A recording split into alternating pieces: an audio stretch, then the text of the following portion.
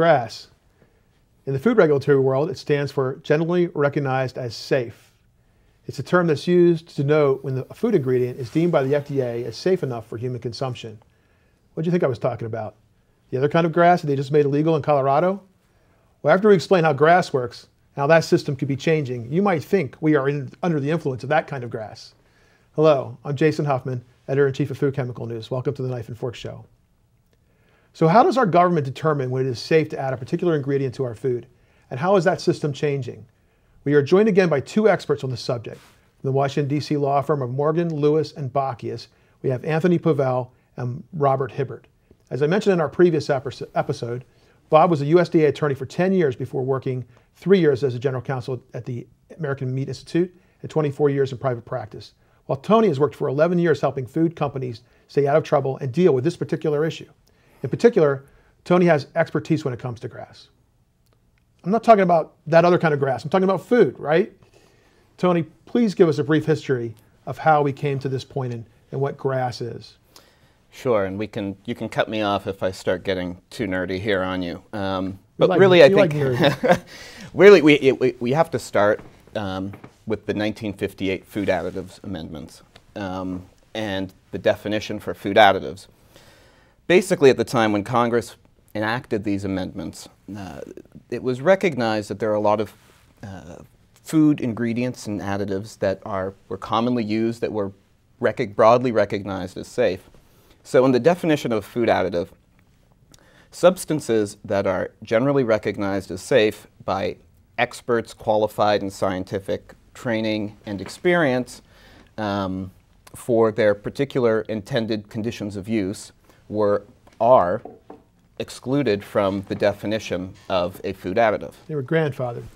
Yes, and that's basically when you look at the current application of GRAS, if you can show common use in food prior to January 1st, 1958, that's a grandfathered ingredient.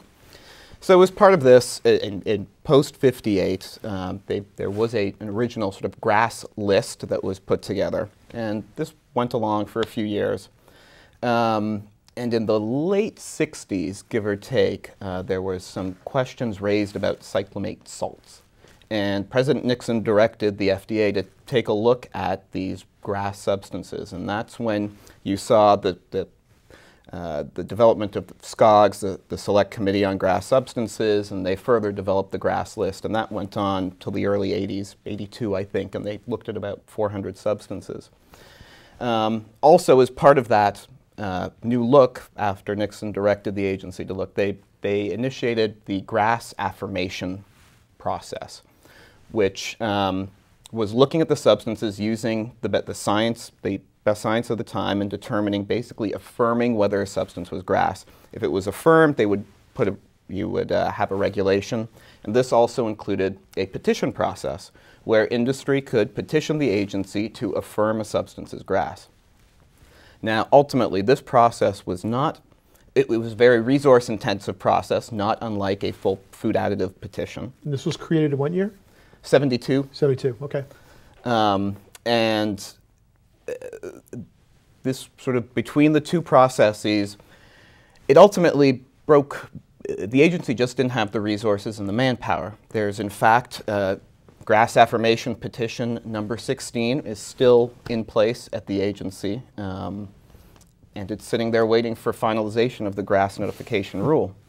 So in the 90s, they realized, the agency said, look, this isn't working, and so did industry. It wasn't working. We need to come up with a different process, and that's when the proposed rule for the GRAS notification program came into place. That rule from '97 has still not been finalized. However, the agency put into place an interim program and began accepting. Oh, I didn't realize this was, we're working off an interim rule. Oh, yes, we are. Yeah, wow. There was, in 2011, the agency reopened the comment period for the notification, or 2010, and solicited comments. They received a bunch of comments, but yes, for the the rule has never been finalized. The agency's been operating, and I would suggest this is one of the most successful programs at the agency in terms of efficiency, working with the industry, and the safety record. I mean, there is not a single substance that FDA issued a no questions letter to that has been withdrawn from that, where that letter has been withdrawn. Wow. The program has an impeccable safety record, and that really goes back to the overall idea of GRAS. In order for a company to get a notification through or make a self-determination, you have to meet this pretty rigorous standard of general recognition of safety by experts in the field, and that means you have to have published data, and you can have unpublished data that corroborates that published data. But in order to get there, you have to have a substance that there is published scientific literature showing by scientific procedures that it's safe and it's recognized by the scientific, generally recognized by the community. That's a tough standard. And it's important to see what FDA does there is, as Tony said, it's a no objection letter. I mean, FDA is careful about that. There's basically, you give them the data, FDA normally attempts to complete its review within 180 days, and they don't affirmly say we agree, we affirm. They just say we have no objection to your conclusion that is GRAS. And that also, as Tony said, beyond the safety record, it leaves the door open. Should the scientific consensus change, should new information emerge, then you're in a different situation. You might lose that status. My understanding is there's two procedures, and this is one of them. And the other one is that you can petition the FDA to actually do the research themselves, for the agency to do the research and present information, correct? Well, the food additive petition's somewhat different. So a food additive, the difference between both GRAS and a food additive petition have the same standard of scientific review and safety, which means reasonable certainty of no harm. Okay.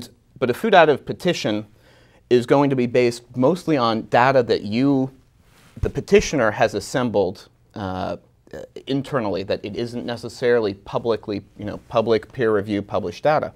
So in that case, you're submitting all of your data to the agency, and that's an approval.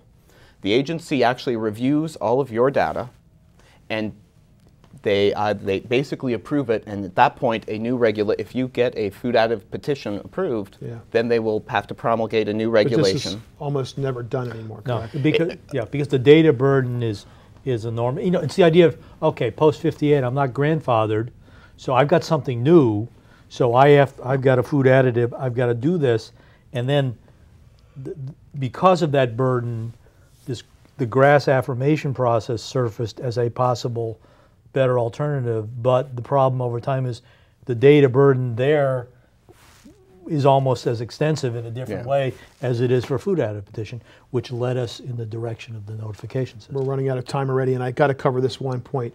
There is a movement afoot to change the way this process works. Could you talk just a little bit about that?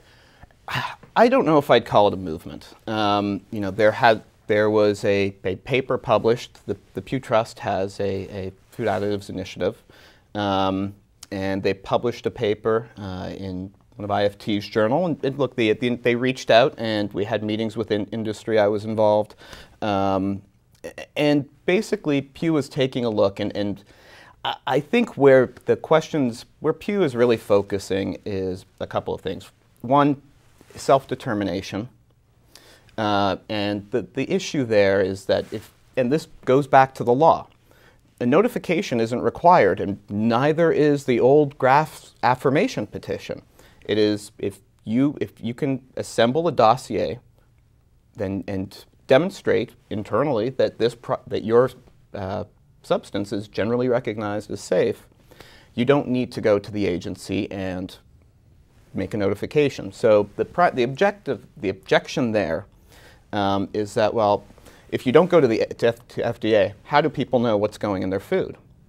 And I think the way the Pew argument is expressed is that there's all of these ingredients that have gotten basically a stamp of approval, but they've never really been looked at by the FDA. Well, but that's true. The FDA hasn't looked at them. But here's the catch on that. and where I think this argument starts to fall apart. First of all, you do know what's in your food because there is only very, very limited labeling exceptions to your ingredients under CFR 101-100. Incidental additives, processing aids, and there are even limitations on when you cannot list those ingredients. So this notion that there's all sorts of things in food that we don't know about it's false because it's on the ingredient statement on your label. Then the second issue is FDA hasn't looked at this. How can, how do we know what's going on? Look, if a company puts an ingredient into commerce that they've made that they either haven't made a self-determination on or they did not do a proper self-determination, they're violating the law, and they're violating the law, and they should know it. I mean, they're violating the Food, Drug, and Cosmetic Act. Why would such a company, if they're knowingly violating the law, are they not going to violate the law if you have to submit a notification? I mean, it's an excellent way to end the segment because we've already run way past our time. But thanks again to Tony Pavel and Bob Hibbert for appearing on the Knife and Fork Show. We're not letting them go just yet. When we come back, we're going to talk about one type of food additive that has seen more GRAS action in recent years than any other. And we're going to talk about why that's happened.